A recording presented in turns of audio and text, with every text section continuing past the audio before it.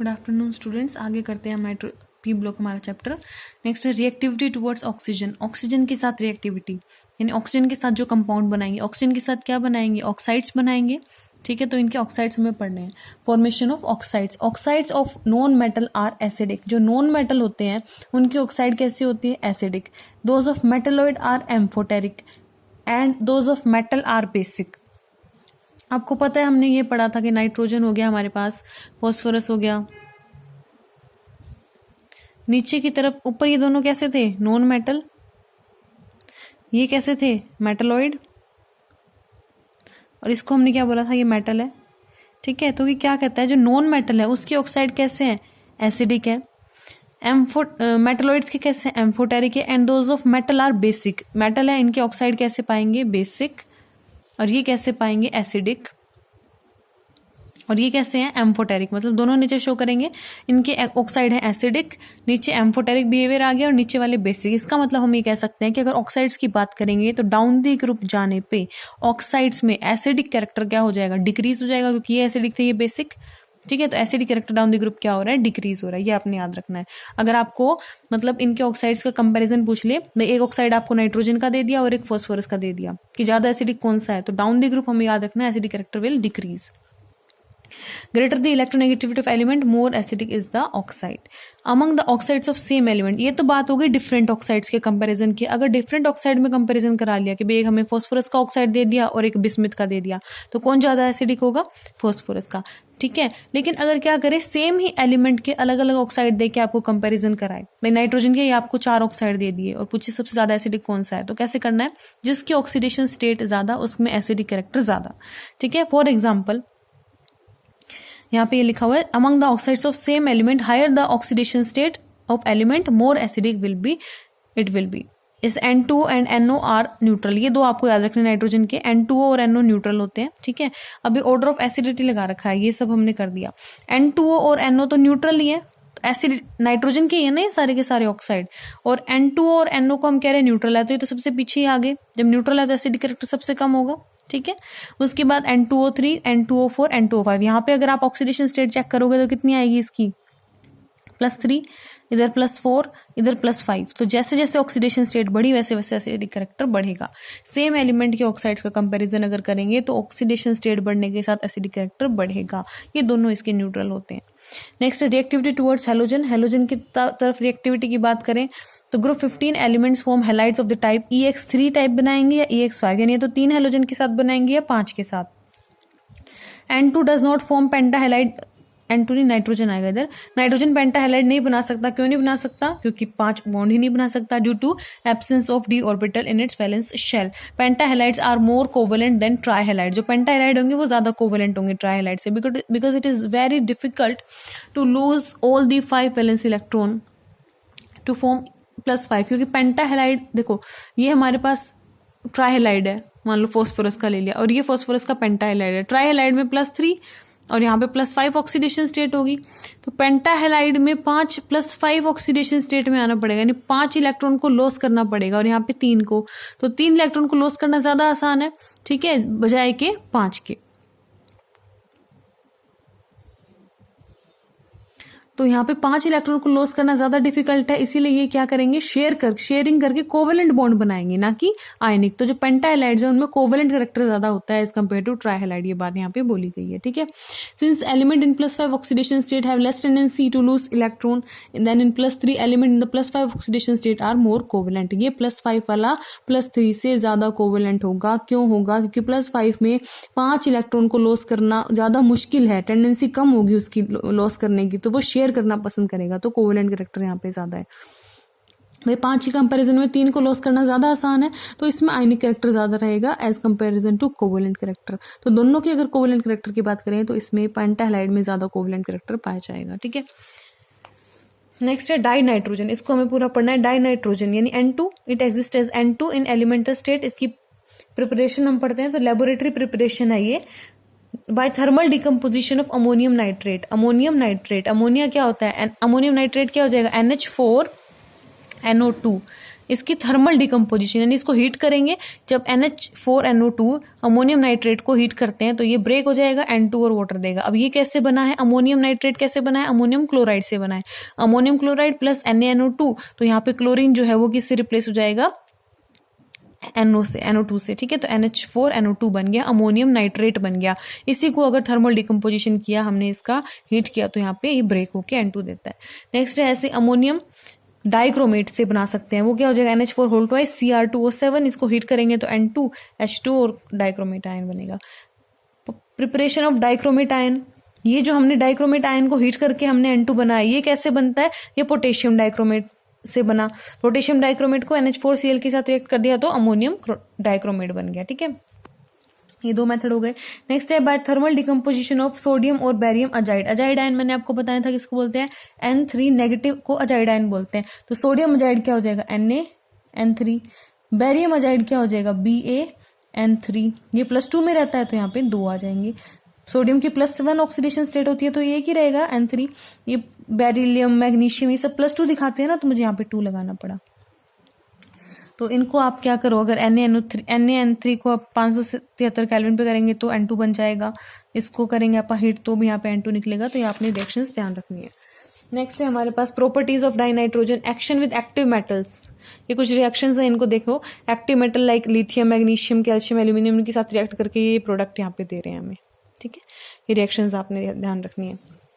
Next जो हमारे पास important topic आता है वो क्या है, हैबर प्रोसेस। हैबर प्रोसेस आपको पता ही है, अमोनिया बनाते हैं। अमोनिया बनाते हैं कैसे बनाते हैं, nitrogen +3H2 changes two ammonia, ठीक है। एक्शन विद डाइऑक्सीजन, अच्छा ये प्रॉपर्टी है, अभी तो डाइनाइट्रोजन की प्रॉपर्टी चल रही है। तो डाइनाइट्रोजन का यूज कहाँ करते हो आप, हैबर प्रोसेस में करते हो, तो वो लिख दिया। ऑक्साइड डाइऑक्सीजन बनाने में, एक्शन विद डाइऑक्सीजन यानी O2 के साथ रिएक्ट कराने में ऑक्साइड देता है ये, ठीक है। यूजेस क्या है डाइनाइट्रोजन के, N2 के, it is used in manufacturing of ammonia, NO। ये हमने 2 रिएक्शन देख ही ली, इनको मैन्युफैक्चरिंग में N2 का यूज हुआ था। Dinitrogen provide inert atmosphere in iron and steel industry, क्योंकि N2 क्या होता है, इनर्ट होता है, तो इनर्ट एटमोस्फेयर प्रोवाइड करता है। Liquid N2 is used as refrigerant to preserve biological material, food items, ये सब यूजेस हो गए इनके। नेक्स्ट आता है हमारा अमोनिया। अमोनिया हमको अच्छे से डिटेल में पढ़ना है। तो अमोनिया का स्ट्रक्चर आपको पता ही होगा, हमने स्ट्रक्चर ड्रॉ करा है। अमोनिया का इस तरह से होता है, अमोनिया पिरामिडल शेप होती है, ठीक है। नाइट्रोजन की अगर हाइब्रिडाइजेशन की बात करूं तो यहाँ पे कितनी आएगी हाइब्रिडाइजेशन, 1 2 3 4 sp3 रहेगा, ये sp3 हाइब्रिडाइजेशन में जाएगा, ठीक है। Nitrogen in ammonia is sp3 hybridise due to lone pair bond pair repulsion. अब देखो आपको पता ही है इसका स्ट्रक्चर, आपको पता है नाइट्रोजन अमोनिया का स्ट्रक्चर ये रहता है। तो यहाँ पे एक लोन पेयर है और ये सारे बॉन्ड पेयर हैं। तो ये टेट्राहेड्रल ज्योमेट्री है। टेट्राहेड्रल ज्योमेट्री में बॉन्ड एंगल कितना होता है अपना, 109 डिग्री 28 मिनट होता है। लेकिन अमोनिया भी टेट्राहेड्रल ज्योमेट्री है, लेकिन इसका बॉन्ड एंगल 107 है। कहने का मतलब जो रेगुलर एंगल था उससे एंगल कम आया। क्यों कम आया, उसका रीजन क्या है, क्योंकि अमोनिया में एक लोन पेयर है। तो loan pair bond pair repulsion लगने की वजह से ये बॉन्ड एंगल क्या हो गया, अपना डिक्रीज हो गया। 109 से घट के कितना आ गया, 107 पे।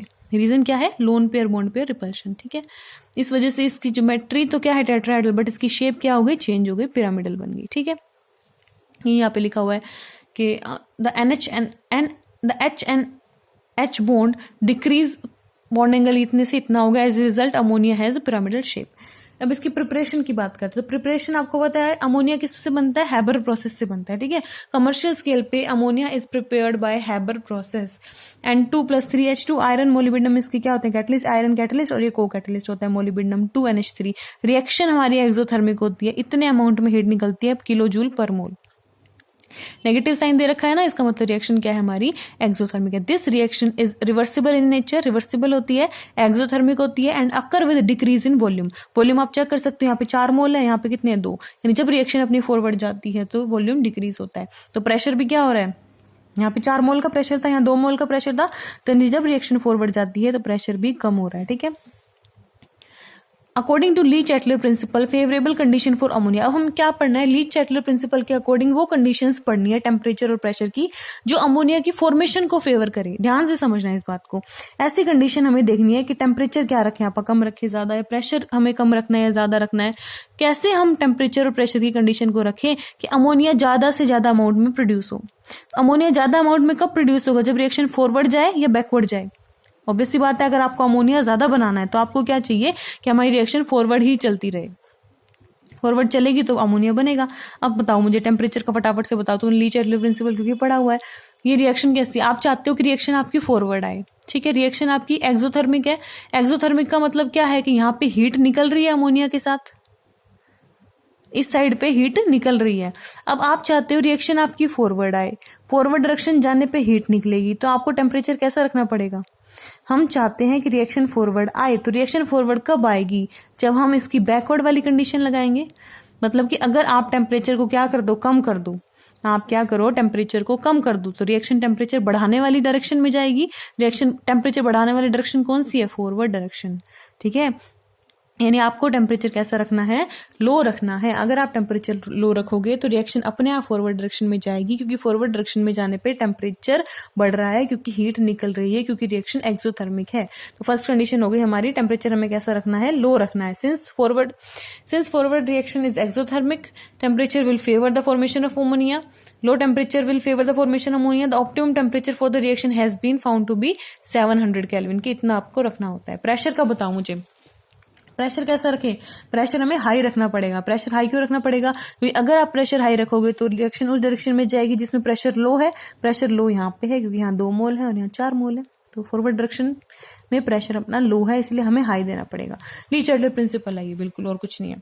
Since the forward reaction occurs with decrease in volume, high pressure will favour the formation of ammonia. The reaction is usually carried out in the at the pressure of 200 atmosphere. Temperature इतना, pressure इतना है, ठीक है। Catalyst, तीसरी condition क्या है कि आप कैटलिस्ट यूज करो। The rate of reaction increase by using iron oxide as catalyst with small amount of potassium oxide, aluminium oxide, some time molybdenum MO is used as promoter, ठीक है। ये oxides use करते हैं और as a promoter हम molybdenum को use करते हैं। फटाफट से इसकी कंस्ट्रक्शन देख लेते हैं कि हैबर प्रोसेस में क्या होता है एक्चुअल में, ठीक है। ये डायग्राम आपके सामने बना हुआ है, देखो यहां से आपने क्या किया, H2 और N2 गैस पास कर दी। रिएक्शन क्या थी भाई, यही रिएक्शन थी ना हैबर प्रोसेस की, नाइट्रोजन गैस और हाइड्रोजन गैस मिलके क्या बनाते हैं, अमोनिया। तो H2 और N2 देना पड़ेगा आपको। यहाँ से आपने H2 N2 पास करा दे। यहाँ एक हमारे पास कंप्रेसर लगा हुआ है, कंप्रेसर क्या करेगा, यहाँ प्रेशर कम कर देगा, 20 मेगा पास्कल यहाँ पे प्रेशर हो गया। तो ये एक तरीके से जो गैसेज हमारी लिक्विफाई हो जाएगी एक तरीके से। तो फिर ये आगे यहाँ पे गई, इस चैम्बर में आ गई। इस चैम्बर में हमने 700 केल्विन इसको टेम्परेचर दे दिया, ठीक है। अब यहाँ पे क्या है, इस चैम्बर में हमने ऑक्साइड भी रखे हुए हैं, आयरन ऑक्साइड है, एल्यूमिनियम ऑक्साइड है, पोटेशियम ऑक्साइड, जो एज अ कैटलिस्ट यूज होंगे, ठीक है। तो अब यहाँ पे हमने मतलब कैटलिस्ट रखा हुआ है, ऊपर से N2 और H2 आ गया, तो रिएक्शन हो जाएगी, N2 H2 क्या कन्वर्ट हो जाएंगी अमोनिया में। वो यहाँ से गैस यहाँ से पास होगी, यहाँ पे जाएगी, अमोनिया आपको लिक्विड स्टेट में यहाँ पे कलेक्ट हो जाएगा, ठीक है। अब ऐसा तो नहीं होगा कि जितने भी पार्टिकल्स आए हैं वो सारे रिएक्ट करके अमोनिया बनाई देंगे। कुछ अभी भी ऐसे होंगे जो गैसीय स्टेट में रहेंगे, तो वो ऊपर चले जाएंगे। जो लिक्विड होगा भाई, लिक्विड तो अमोनिया ही बनेगा, सीधी सी बात है, तो वो यहाँ कलेक्ट हो जाएगा। लेकिन अभी भी N2 और H2 के मॉलिक्यूल्स कुछ रहेंगे, तो वो ऊपर चले जाएंगे यहाँ पे, और वापस से क्या हो जाएंगे, यहाँ पे आ जाएंगे, फिर दोबारा रिएक्शन देंगे, ठीक है, इस तरीके से। तो ये हमारी कंस्ट्रक्शन हो गई। डायग्राम आपने अच्छे से इसकी प्रैक्टिस करनी है। आगे प्रॉपर्टीज देख लेते हैं। Presence of lone pair on nitrogen makes it a Lewis base. Property हम पढ़ रहे हैं अमोनिया की। अमोनिया लुईस बेस है, क्यों लुईस बेस है, नाइट्रोजन के पास एक लोन पेयर होता है, तो डोनेट कर सकता है ये, ठीक है। अब क्योंकि ये इलेक्ट्रॉन पेयर को डोनेट करेगा, तो ये लिंक कर सकता है with metal ion and formation of complex takes place. जो अमोनिया है उसके पास एक पेयर ऑफ इलेक्ट्रॉन है, ये एक लुईस बेस है, ये पेयर ऑफ इलेक्ट्रॉन को डोनेट कर सकता है, इसीलिए मेटल आयन के साथ जाके जुड़ जाता है। फॉर एग्जाम्पल कॉपर +2 है, इसके साथ अमोनिया कॉम्प्लेक्स बनाता है CONH3 4+2, ठीक है। लास्ट है हमारे पास, यूज क्या है अमोनिया का। Ammonia is used to produce various nitrogenous fertilisers and in manufacturing of nitric acid and liquid ammonia is use as refrigerant. ये सब आपने यूजेस इसके पढ़ने हैं, ठीक है। ये इंपॉर्टेंट है हैबर प्रोसेस, तो यहाँ तक आज आपने करना है। All the very best, have a nice day.